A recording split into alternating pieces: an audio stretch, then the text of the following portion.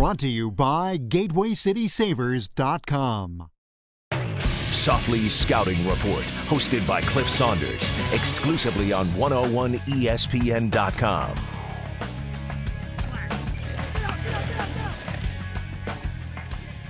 Happy holidays and welcome on in to the Week 16 edition of the Softli Scouting Report right here on 101 ESPN. Cliff Saunders and 101 ESPN NFL analyst Tony Softli getting you ready for the Rams at the 49ers playoff atmosphere Sunday at the Jones Dome, a noon kick. Let's start out by talking a little bit about what we saw last week against Kansas City. What surprised you more, the way the Rams played or the way Matt Castle played? Well, you know what, both really, to be honest with you. First, let's start off with Matt Castle, 11 days post-op.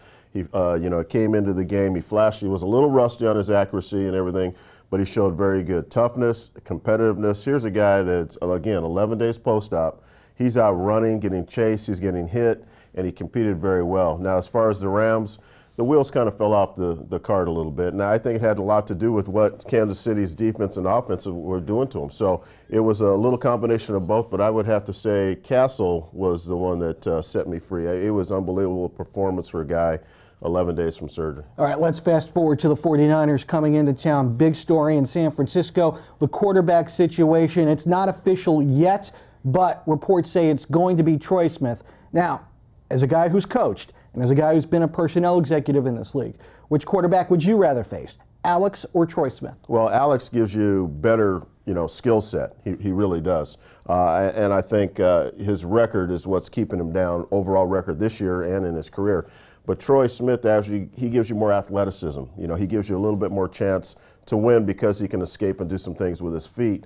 He's got a 3-2 record as a starter this year, so I'm sure they're going to go with Troy Smith at this game. Let's talk about the Niners since the Rams met them last month. How different are they now as opposed to a few weeks ago? Well, Cliff, all you can say is Frank Gore. Frank Gore's not there. He was 40% of their offense. He could run it, he could catch it, he could block.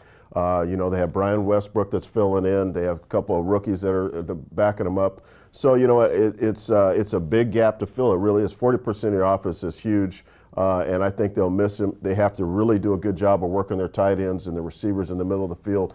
But they're going to miss Mr. Gore. When you talk about December football, there's always the big M word, momentum. And right now, you're looking at the 49ers who've been up and down. They beat up on Seattle a couple of weeks ago, get drilled by San Diego last week.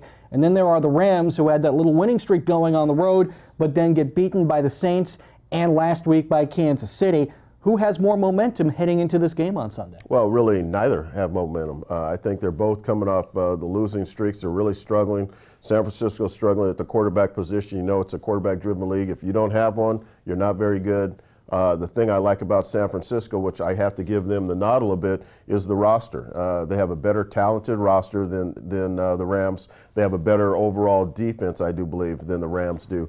Even though I like the Rams package, their blitz package and everything is very good, and Spags brings that along with Ken Flagel. But I got to go with the 49ers as far as talent on that defense, and it could be the difference. I don't break down the coaches' film the way you do and the way Rick Venturi does, but I know when an offensive line is starting to regress, and that's what's happening with the Rams' offensive line.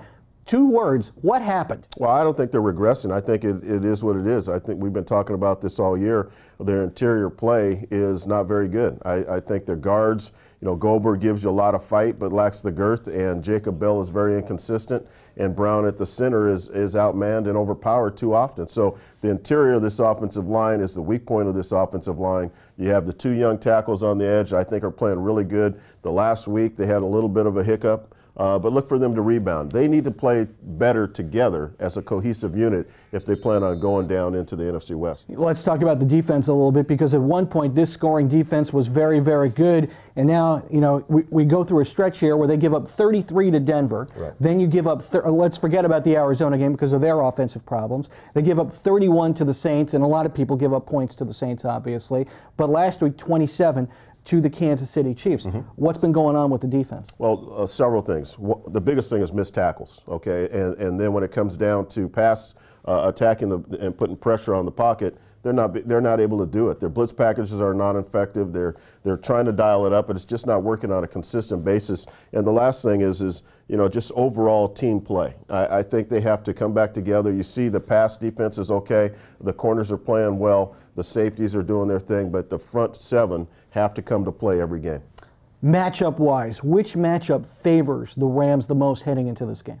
You know what, the Rams defense versus the 49ers offense. And the reason I say that is because of the inconsistency at the quarterback position. You don't have Frank Gore anymore. So I look for these guys to obviously come with the blitz package. They've got to tackle better no matter who's in there, if it's Dixon or if it's Westbrook, whoever it's going to be.